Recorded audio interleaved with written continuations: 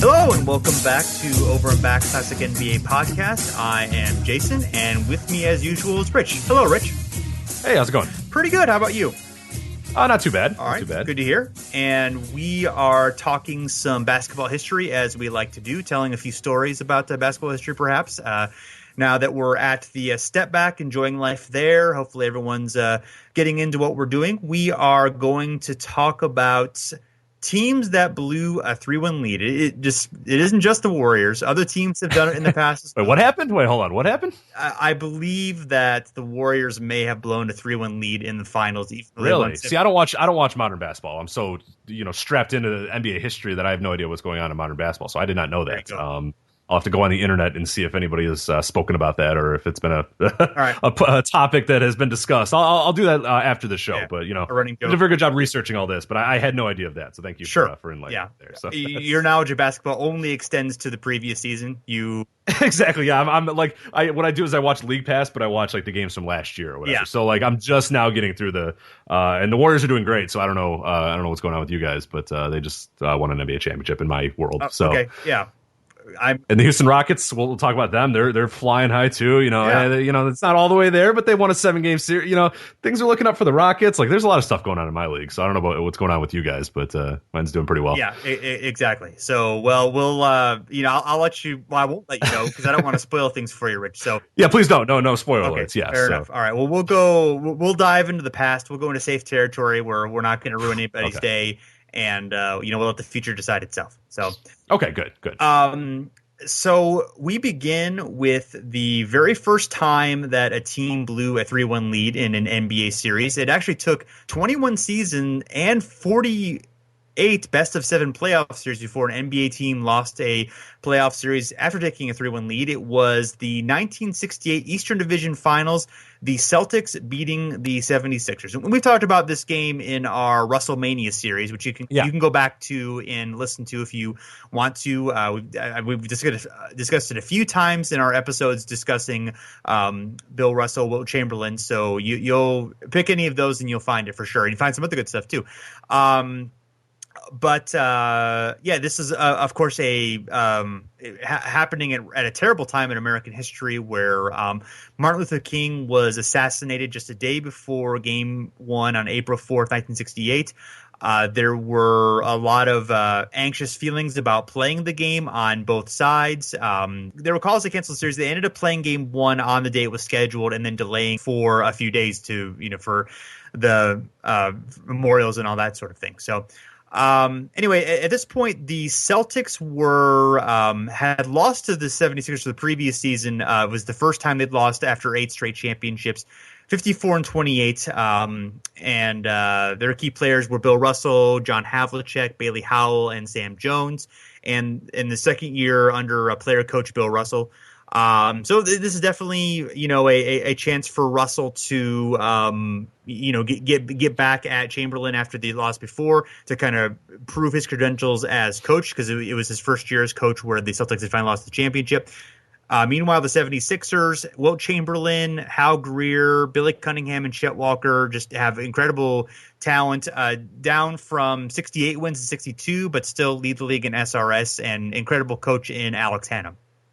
Yeah, and I think one of the interesting things about the Celtics, and we talked about this during our WrestleMania series as well, is that you're going into the second year of player coach Bill Russell. Obviously that first year, as you mentioned, he loses, in the NBA Finals, which is the thing, in Boston, that's probably like not a, don't do that because we don't do that. We don't lose. So to have it come here where he's in another situation where his back's against the wall and he might lose here, we don't know exactly what was going to happen. We don't know if they were going to fire or whatever, but it could have really been a big deal if in another season of Bill Russell under control of the Celtics, they lose to the 76ers in, a big time game or whatever. That could, I don't know if that would change the trajectory all that much of Bill Russell player coach or what would have happened, but you have to imagine 2 years of not winning a title after what they had just went through would not go over all that well in Boston. Not at all. And he definitely heard it, during that offseason and felt like people definitely did not appreciate the fact that they had won 8 in a row and maybe, just give them a little bit of break on the one they lost. It's really interesting to hear.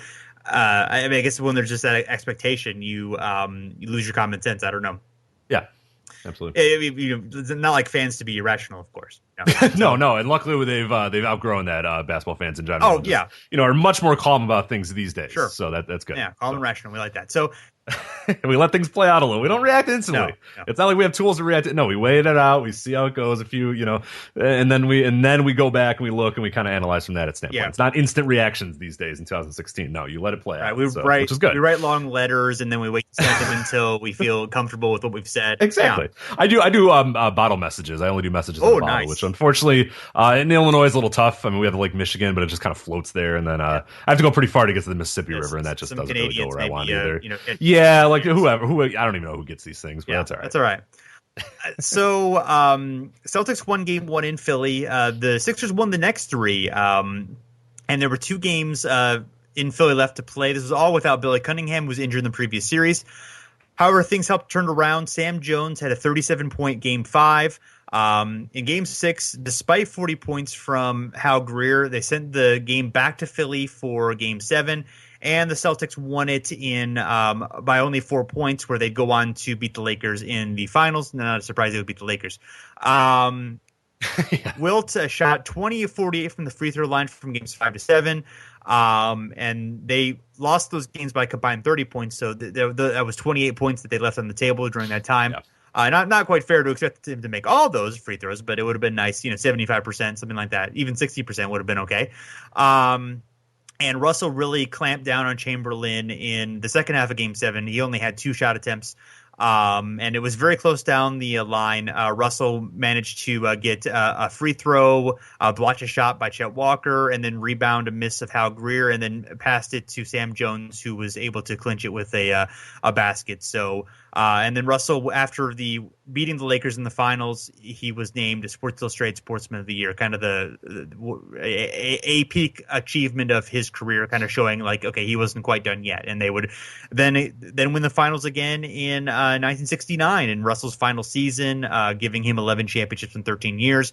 Whereas the 76ers, Wilt Chamberlain demanded a trade ended up going to the Lakers, but they still managed a strong season. They had Jack Ramsey as their coach, who had been their GM, and unfortunately, though, they lost in the Eastern Division semis to, again, Boston. So pesky Boston, always beating Philly during those damn times. Celtics, man. They just beat the Lakers, beat Philadelphia. They should have. The Lakers and the Sixers should have just come together for like 1 year. Be like, look, we're just going to combine teams just one time. Like, let's do this. Let's try to beat the Celtics. There you go. Yeah, well, even an off-season series of like, all right, they beat them every year. Like, we get really close every time. Let's just combine our powers and see what we can do. I've been down for that. That'd have been interesting. Yeah, there you go.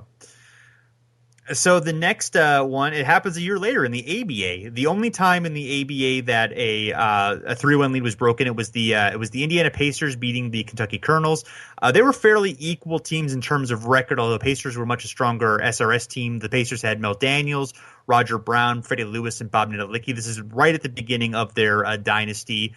Meanwhile, the Colonels have Louis Dampier and Darryl Carrier, who you wrote about quite a bit as being one of the really first great backcourt tandems to use the 3-point line quite a bit. Of course, the ABA had the 3-point line. The NBA did not have it during that time. So it was only the second year in the ABA, so they were really able, or the third year, I believe.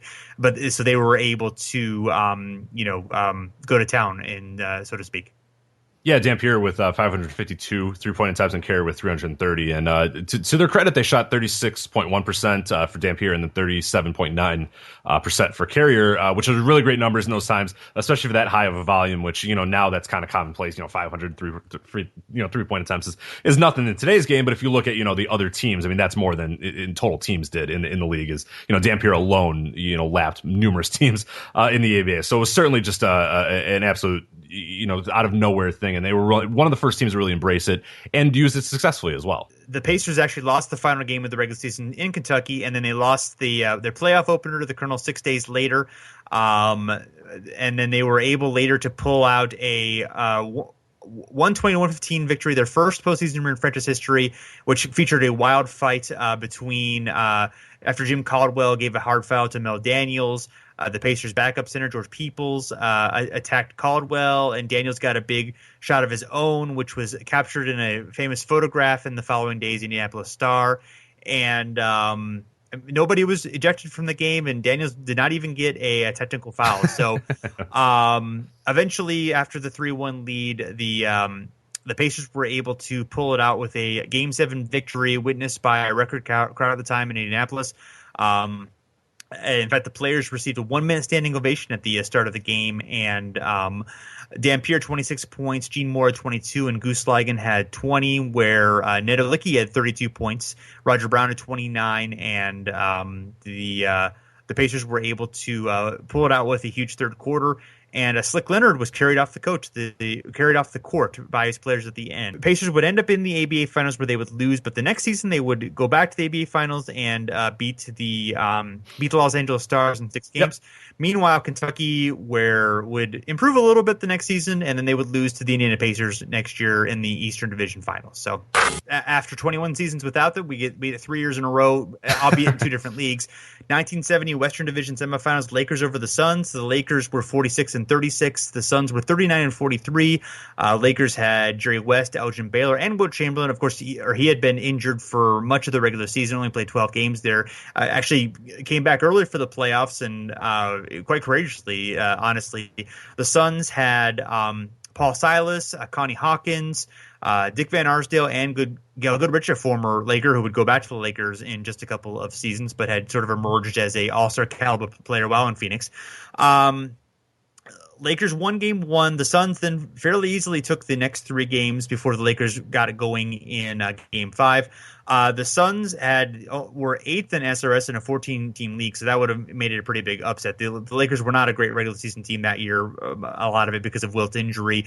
Baylor was getting older, and West was almost always dealing with injuries. So like injuries playing a big part in their struggles and age, of course, as well. And the turning point, though, was Wilt really started to get it going late in the series. Yeah, they had a lot of trouble getting him into the flow of the offense. Obviously, he'd been hurt all year, like you had said, and it was kind of hard to kind of get things going. But things just seemed to click in Game 5. From that point on, the Lakers dominated the series. They won the final 3 games by a combined 63 points. Jerry West had 2 35-point games, and Wilt chipped in 30 of his own in games 5 and 7 to end all hopes of an upset for Phoenix. So darn. Yeah. Almost there, Phoenix. Sorry. Almost, yeah. Next year, the Lakers would win 48 games, despite Elgin Baylor only playing 2 games that season. They beat the Bulls in the opening round, but they lost to the Bucks and Kareem in the Western Conference Finals. I believe West was hurt in that Western Conference Finals as well. The following season, however, Baylor would retire. They'd win 33 games in a row and finish with 69 wins, setting a record for the time, and then beating the Knicks for the NBA championship. Meanwhile, the Suns would be up 48 wins under new coach Cotton Fitzsimmons. However, they would miss the playoffs. Despite a 9-win improvement, wouldn't make the playoffs again until 76. Now, this was a weird time where they had just split from divisions into conferences. I think actually 71 would be the first year that happened, and they had weird rules for a while where the top 2 teams from each division made the playoffs. So you could have a much worse record and make the playoffs if you just happen to be in the right division. So they eventually got rid of that after a few seasons and then made it more fair. There were still some odd ones here and there, and of course conferences. There's we see conference disparity prevents good teams from making the playoffs every once in a while. Although it's usually not quite that that bad of a situation. Yeah, this one, in this particular, the San Francisco Warriors, they were 41-41, but just so happened to be in the Pacific Division, so they made it in. Was the Suns, they were 3rd in the Midwest Division because there was the Milwaukee Bucks and the Chicago Bulls ahead of them. So, yeah, the Suns win 48. And actually, that Midwest Division was stacked. I mean, you had the Bucks 66-16, the Bulls at 51-31, the Suns at 48-34, and then the Detroit Pistons were 4th in that division at 45-37, but they missed the playoffs despite the fact that they were, 3 games worse than the number 1 team in the Pacific Division, the Los Angeles Lakers. So yeah, that was just the division's not quite being good. So I cannot even imagine the outrage today if that would have happened. And we still get it bad, like you said, but not nearly like this bad, where Detroit, doesn't even sniff the playoffs, and they're 4 games better than the Warriors. So yeah, exactly. So So next we have the 79 Eastern Conference Finals. So things it takes a while for the next 3-1 lead. The end of the decade, the Washington Bullets going over the San Antonio Spurs. The Bullets were the defending NBA champions, 54-win team with a strong SRS, 4.75, although the Spurs actually was fairly close, 4.97, which led the league that year. Elvin Hayes, Bob Dandridge, Wes Unseld, also there. He's 32, starting to show his age. Hayes is a little bit as well. Meanwhile, the Spurs have George Gervin and Larry Keenan. And they have George Karl on their team, one of a future coach, George Karl, of course. And yes, the Spurs were in the Eastern Conference for that time, just for I believe 3 seasons after the merger. They would be in the Eastern Conference, and eventually things would align in 81. And George Gervin played really well during this series. He scored 34 points in Game 1, 42 in Game 4, but the Bolts were able to turn it around in Games 5 and 6. Effective work from Elvin Hayes. He had 24 points in Game 5 to really help the Bolts, 25 points in Game 6 as well. So he was a big part of it. And the Spurs actually, in the Game 7, which there is a YouTube video, I believe, that has almost the entire Game 7 if you are interested in checking it out. They led for most of the second half of Game 7 until there was a furious Washington rally late in the fourth that led the Bullets to the 1979 NBA Finals, of course, defeating the Spurs. But it was not without controversy, because after the game, Doug Moe, the San Antonio Spurs head coach, had some pointed comments about the officiating late in the game. We'll get his quote here in a little bit, but in the final 3 minutes and 39 seconds, 9 fouls were called against 9 fouls were called with 7 against the Spurs, so 7 of those 9 were called against the Spurs. Washington went 11 for 15 from the foul line in the final quarter, while the Spurs only made 3 of 4. So Doug Moe, after the game, said the refs stole it. John Vanek and Paul Malik wouldn't make a call for us at the end. It was a great refereed game, and then they just stole it at the end. It makes you wonder if it was on purpose. They should just Jeez, Doug. They should be set before the firing squad. I don't know if you could say that anymore, Doug. I feel like that would not go over well. That would not go over well. They Washington stole their way into the NBA Finals. Vanek just takes over and puts it into you. Who knows if it's personal? So Doug Moe not happy. So he wants them to be shot via firing squad, the referees. But definitely a lot of frustration in there, and it's still a point of contention for some Spurs fans is that was kind of stolen from them, and that they would have beat the Bullets had not for the referees kind of not fixing whatever, just not playing, not refereeing well or whatever it may be. But people still kind of look at that as a big moment. So I don't know. I wasn't there in the moment, so I can't say. But that discrepancy is pretty bad. But just on its face, it's hard to really discrepancies can come from a lot of different ways. And the Bullets, of course, were a team that were pretty good at drawing fouls as well. So yeah, and they had a lot of inside scoring where the Spurs were more perimeter oriented team. So exactly. I don't know if Gervin was particularly strong at drawing fouls. I know he was obviously more of a jump shooter, but he may have had that skill as well. But either way, yes.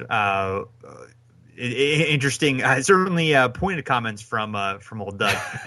The never opinionated Doug Moe. Right. Doug Moe usually quiet and keeps to himself, so that was good that he let himself out for a moment. So the teams, they kept pretty much things together, but neither team did particularly well the next season. The Bullets fell quite a bit, winning only 39 games, losing in the first round of the Eastern Conference playoffs.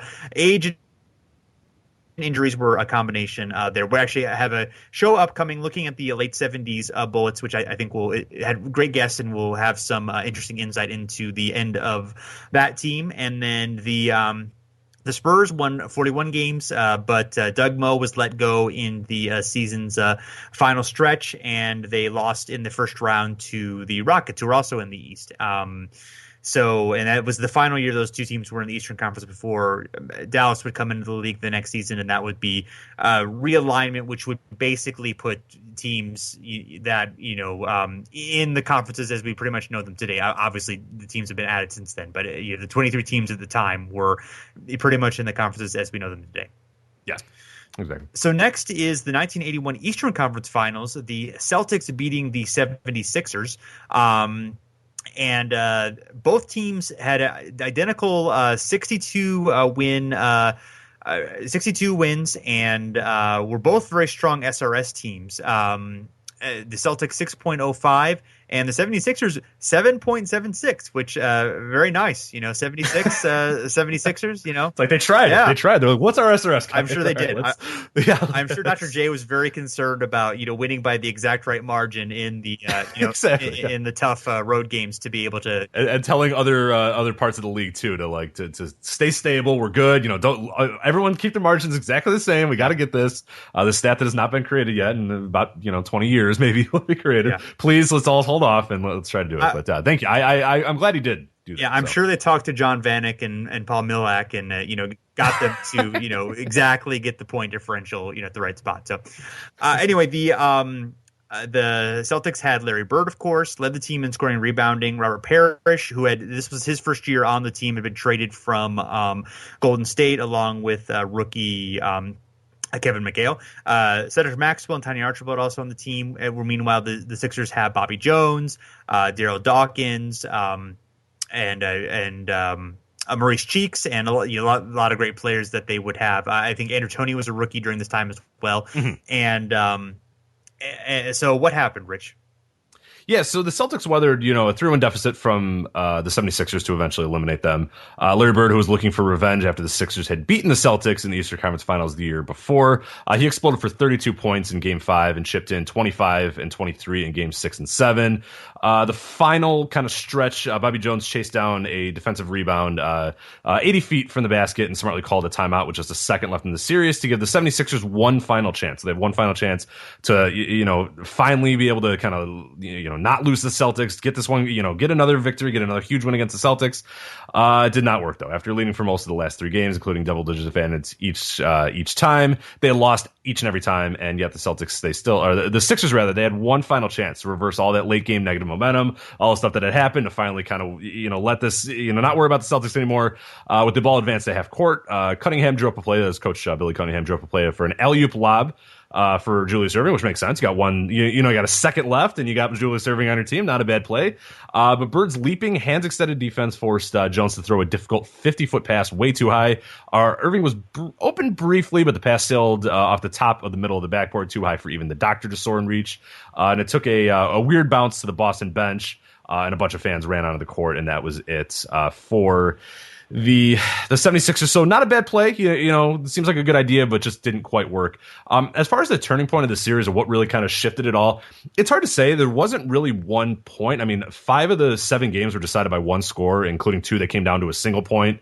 Of the others, only game 2, an 18-point Celtics win, was a true blowout. So it was as close of a, dropping it through an advantage as any, you know what I mean? Like, it wasn't necessarily that, the Sixers had it in hand and completely blew it. It was a back and forth series the entire time. It just so happened that the Celtics were just better on this particular time. So not really a huge turning point, just kind of a well-played series, and one that a lot of people still regard as one of the better 7-game series of all time, just because it was always close and it was always a back and forth affair. Yeah, and 2 great teams, of course, yeah, exactly. Yeah, teams. Yeah. So really, really amazing series as well, and next year things would be another great competitive series where the Sixers would get a 3-1 lead and almost lose it, but managed to win it in Game 7. The Celtics won 63 games that year and lost to the Sixers, who won 58 games that year in the Eastern Conference Finals. And the Sixers would make the finals, but then lose in 6 to the Lakers. And then that would prompt them to make the trade that would bring in Moses Malone and the Fofofo 83 season that's famous in 76ers history. Absolutely. And then 1995, the Western Conference semifinals, the Houston Rockets beat the Phoenix Suns. It was the first time since '68 that a lower seeded team came back from a 3-1 deficit to win the series. Phoenix completely blitzed the Rockets in games 1 and 2. Houston did come back with a pretty big win in Game 3, and then Phoenix won a narrow 4-point win in Game 4. Looked like, of course, they're doing pretty well. The Rockets, 47 and 35 that year, only a 3.32 SRS. We had a whole show on the 95 Rockets. Well, not just the Rockets, but looking back at 1995, and a lot of it was on the Rockets with Adi Joseph of the Sporting News, which is everyone should check out if you haven't. And talked a lot about that team. Hakeem Olajuwon, of course, Clyde Drexler, who came over in a midseason trade, Sam Cassell, Robert Ory, Kenny Smith, Vern Maxwell, and then the Suns, 59-23 that year, 3.85 SRS. Charles Barkley is still there, leads the team in scoring and rebounding. Dan Marley, Kevin Johnson, Danny Manning had been added as well from Atlanta. And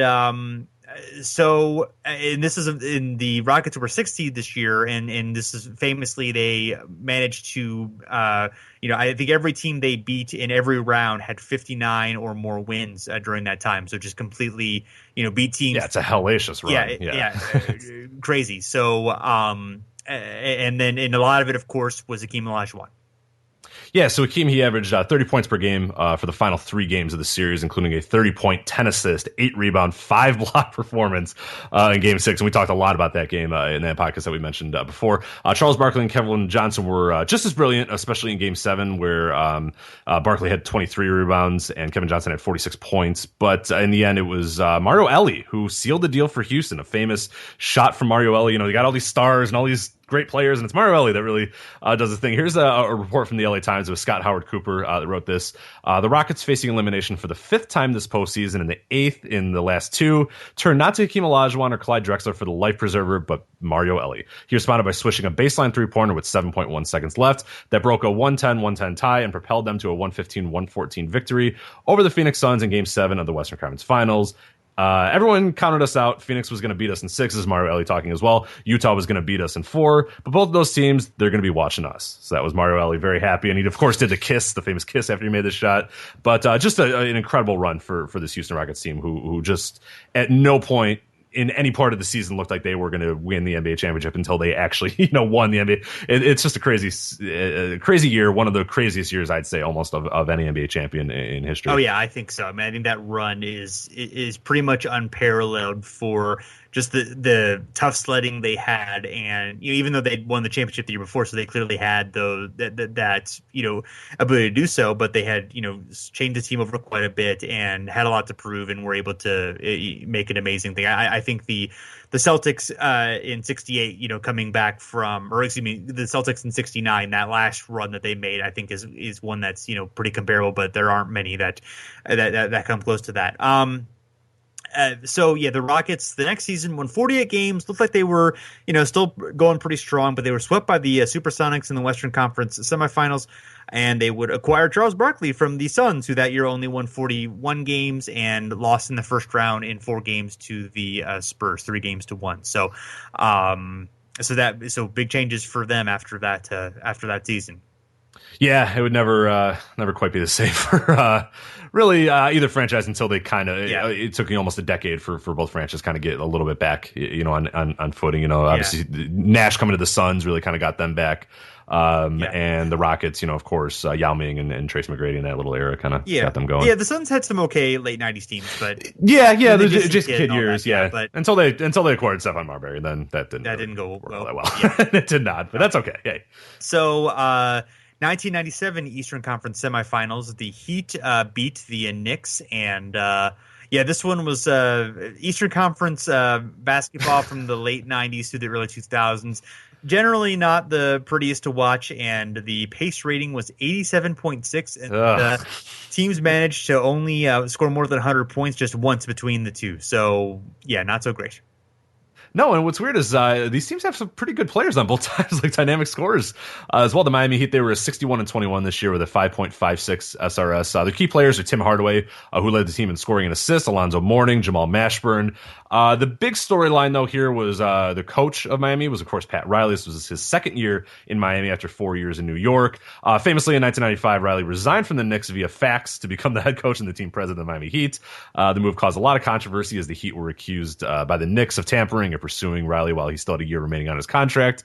The matter was settled after the Heat sent their 1996 first-round pick, which the Knicks would use to draft Walter McCarty, and $1 million cash to the Knicks on September 1st, 1995. And then, of course, so it would really add that extra little bit to the rivalry too. And these teams just generally hated each other as well. The New York Knicks, they were 57-25 this year with a 3.31 SRS. Their key players were Patrick Ewing, who led the team in both points and rebounds, Allen Houston, John Starks, Larry Johnson, and Charles Oakley. The big turning point of this entire series, I mean, this is a clear line of when this series completely changed around, was Game 5. It was P.J. Brown and Charlie Ward. They got in a fight.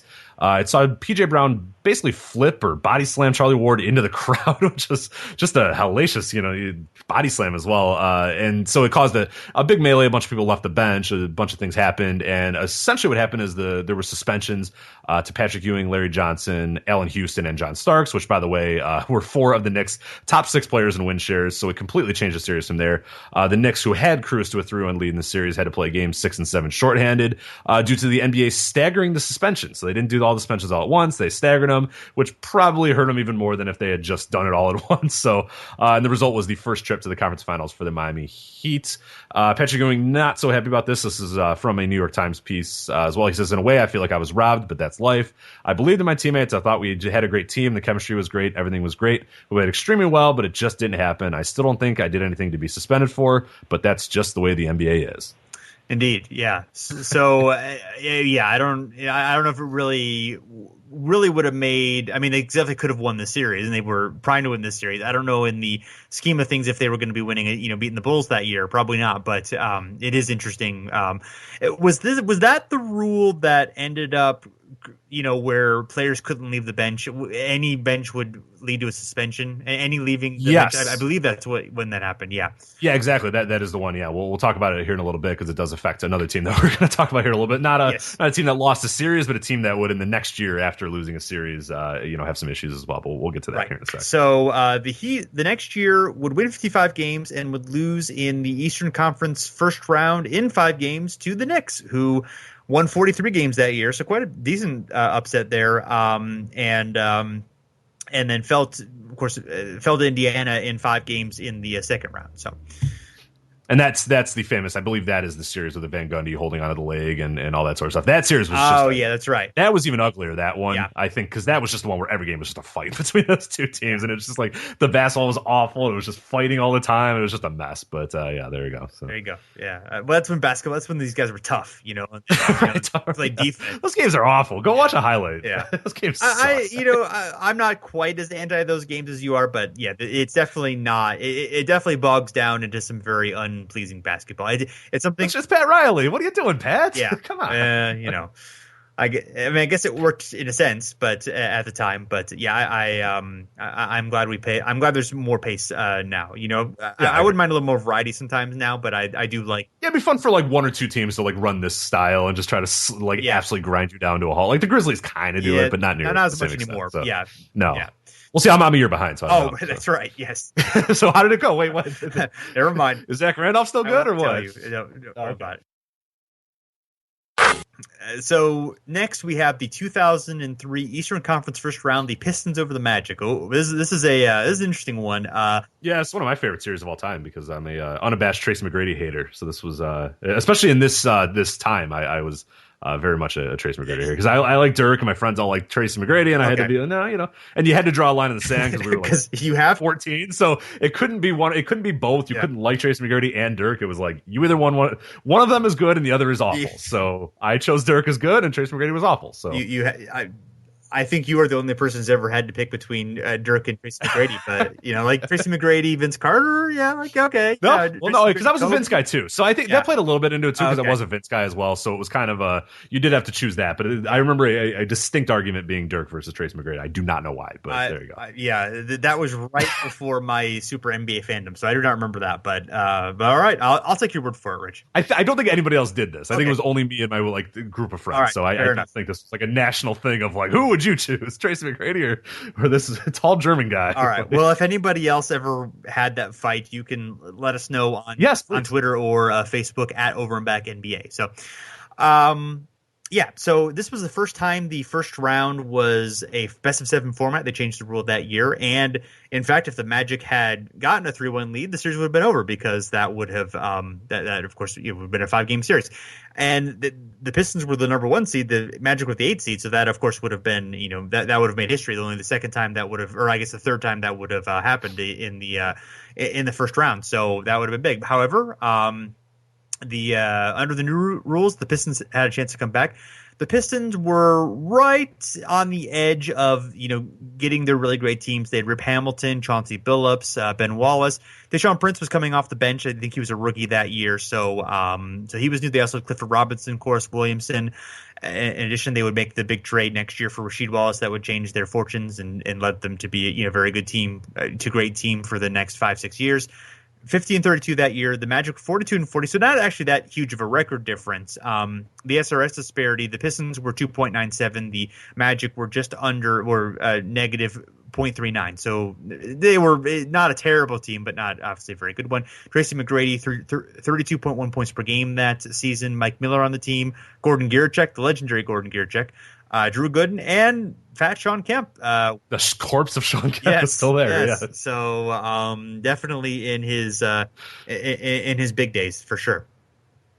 So as far as the series, Tracy McGrady averaged 31.7 points per game and 6.7 rebounds per game. Ben Wallace was an absolute monster. It was kind of his coming out year, and then I think the series especially, just an absolute monster. He averaged 17.9 rebounds per game and was just tenacious on defense and was known for, in big moments locking down Tracy McGrady when they really needed a big stop or a big win. So just an incredible year. I think he actually got MVP shares this year too, which seemed kind of wild at the time, but he then sort of proved that wasn't all that wild the next few years. When he kind of emerged and kind of became a short-term defensive superstar, which is something that it's just hard to believe these days, that there was a time when like this guy who just did not score, didn't really want to score, was like a bona fide MVP contender. But it was there. I mean, he was a game changer at that point. Absolutely. And the funny thing is, of course, Ben Wallace actually played for the Magic, and he was part of the Grant Hill sign and trade. So it kind of almost a throw-in that no one really kind of knew what to do with him. They thought he was a decent rebounder, but wasn't really special in 2000. And obviously, unfortunately, because of injuries, Grant Hill didn't do very much in Orlando, and Ben Wallace, became the defensive superstar in Detroit. So it's funny how things happen. Yeah, exactly. The turning point of the entire series, Game 5, with the series in hand, Detroit holds Orlando to 67 points in a 98-67 win. Orlando would really never recover. Just real bad. ESPN.com recap, though, Tracy McGrady, he didn't think so after that game. He says he walked off the court and he responded to Detroit's taunting fans by flashing 3 fingers, then 2, to signify his team's lead in the series. There's no reason to get discouraged, McGrady said, after the team's 31-point loss. They're still playing catch-up. Whoops, Detroit won the next 2 games, 103-88 and 108-93 to eliminate Orlando. Not even close, really, yeah. So, oops. So the next season, the Pistons, moving on up, winning the NBA Finals after they add Rasheed Wallace, upset the Lakers that, of course, had Kobe and Shaq, and also had added Karl Malone and Gary Payton the last year of the Kobe and Shaq era before Shaq is traded. Meanwhile, the Magic, they only won 21 games that year. They missed the NBA playoffs. Doc Rivers, who had been their coach, was fired 11 games a season. That was McGrady's last year in Orlando. He would be traded to the Rockets. So, and then eventually the Magic would rebuild and get Dwight Howard, and then form a new pretty good run toward the end of the decade with Stan Van Gundy. So a temporary blip for the Magic. A couple of not so great years before things would get better for them. Yeah, they're pretty good at reinventing themselves a few times every so often. I don't know how long this little franchise is going to take now to get going again, but they've had to do it a few times in their career, and they've done it pretty well each of those times. So. Right, yeah. The Magic have a tendency for superstars to end their tenures badly there, and then have to rebuild on the fly. And then actually this is sort of the worst situation of that. At least the longest they've gone without making the playoffs. So we'll see how it goes. Next, 2006, the Western Conference first round, the Suns beating the Lakers, and the games were extremely close. The first four were all decided by single digits. One of the Lakers' wins came down to a single point, so a close beginning. The Suns that year, 54-28. It was the second straight year for Steve Nash winning the MVP and being the leader of the Suns. Sean Marion led the team in scoring and rebounding. Raja Bell, also a great defensive player. Boris Diaw had come there. He had sort of taken the place of Amare Stoudemire after Amare had been injured for almost the entire season.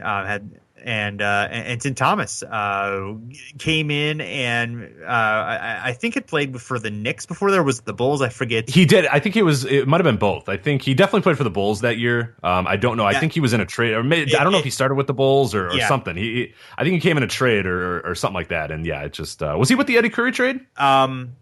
That might be. Tim Thomas definitely was with the Knicks later as well because he got a big contract with the Knicks, but I can't remember if he had been with the Knicks before that. Anyway, yeah. Well, he probably parlayed. I think he parlayed this into the Knicks contract because he was awesome this year for the Suns and had multiple great games and loved just slapping a headband and making a fool of himself. But it was pretty great. This is like the Tim Thomas resurrection season, so it was the best thing ever. But yeah, and he hit he hit the game winner in the next series against the Clippers. Yes, yeah, that's right.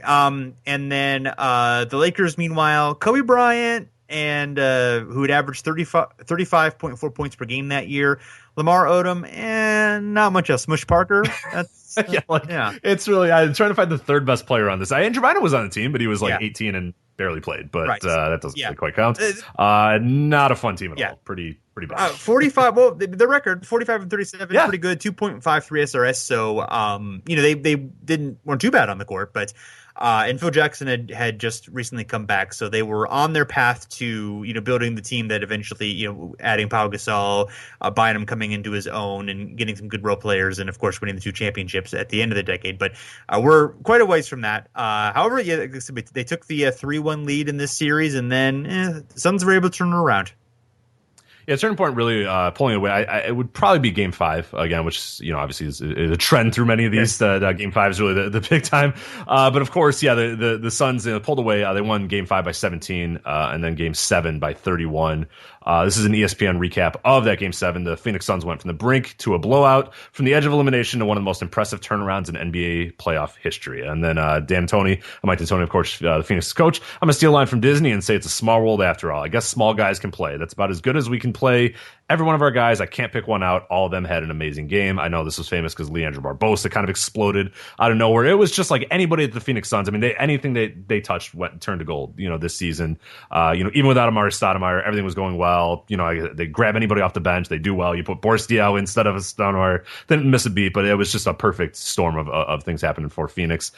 Kobe, not so much for him and his Lakers. Here's his quote from the ESPN article. If we were going to get back in this type of game, we have to have everybody contributing. They just have a lot of talent over there, a lot of firepower. They stepped up to the challenge and kept coming at us in waves. We just didn't have enough in the tank to hold on. So and that's a cry for help. Please get me somebody better than Kwame Brown would be great. Thank you. Yes. And that was when Kobe, I don't think he took a shot. It was either in the fourth quarter or the entire second half.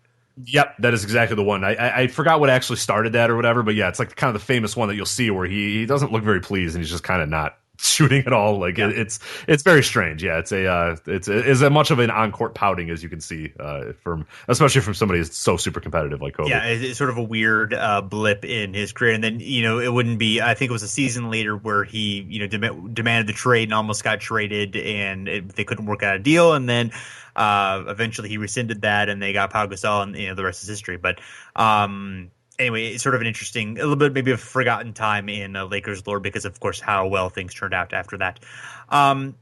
So next season, the Suns, they won 61 games, but fell in somewhat controversial fashion to the Spurs in the Western Conference Finals. That was the famous Robert Horry hip checks, Steve Nash, and a couple of Suns, including Amare Stoudemire, come off of the just barely come off of the bench, but they're suspended anyway, and that prevents the Suns from. They had no chance to win that series. Whether they would have been able to win that series or not is of course no one knows, but they definitely couldn't without those players. And then the Lakers that season, they won 42 games, but lost to the Suns again in the first round. So it took a step back before things got better for them. Absolutely. And our last one, the 2015 Western Conference semifinals, Rockets over the Clippers. The Rockets had just been destroyed by Games 3 and 4, lost by 58 points combined in both games. And yeah, this series looked like the Rockets had absolutely no chance. The Clippers were really doing great. They'd even won game 1 after Chris Paul had missed that game. It just really looked like the Clippers had just come off some great momentum from beating San Antonio in the first round. You and I did a podcast right after that game because that was just an exciting game, and we had we were talking about other game 7s as well, but that one just really was so exciting. It looked like, okay, maybe things are turning around for the Clippers. Maybe things will go really well, but not so much. No, they're still the Clippers. So Houston came out hot on Game 5. It was 26 points from James Harden, 20 and 15 from Dwight Howard, and also 15 points off the bench for Corey Brewer. Game 6 once again saw Houston dominate. They won by 12 points before closing out the Clippers by 13 in Game 7. James Harden scored 31 points. Dwight Howard had 16 and 15. And this is from NBA.com for one thrilling Sunday. And this was like a Sunday afternoon game, too. It was a very odd, random Sunday afternoon game that this Game 7 was. But it was a super cool moment for, obviously Rockets fans, and just to see kind of the collapse of the Clippers. But for one thrilling Sunday, it was perfect chaos. All these inspired men doing things that nobody had expected a week ago, exploding like a fiery red volcano after so many years of bubbling frustration. For one emotional afternoon, it was sheer madness. All the screaming and cheering, the rocking and rolling that made you feel as if you had just stepped inside a time warp. Yeah, and that Rockets team was such a weird, obviously they have Dwight, they have James Harden, and they just have all these like really weird, Josh Smith steps up really well and hits a bunch of random threes. Yeah, that was in Game 6. And that was that huge comeback that they had that just totally just blitzed them. Like I said, the Clippers looked like they were going to totally win Game 6, and then just everything turned around. It was just one of the craziest switches in momentum that I've ever seen in an individual game, and that obviously typified what happened in that series. Next season, the Rockets only 41 games. Coach Kevin McHale will be fired after 11 games. They'd be eliminated in the playoffs in 5 games by the Warriors in the first round, not putting up much of a fight there, despite the Warriors losing Steph Curry for a few games in that series. Clippers, meanwhile, did pretty well the next season, despite Blake Griffin missing quite a bit of time. They won 52 games, but then they lost in Western Conference first round to the Trailblazers after Griffin was hurt again and Chris Paul was hurt. I think they both were hurt like in the same game, if I remember that correctly. So yeah. So not a good situation for them, and of course both teams. We'll see what happens for this upcoming season because both have interesting expectations. That we'll see how that goes. So, thanks everyone for checking us out. You can find us at the Step Back, our new home at Fansided. And you can also find us on iTunes or Stitcher or wherever you listen to your podcasts. Just search for Over and Back. And you can find us on Facebook and Twitter at Over and Back NBA. So thanks for listening, and we'll be back again soon.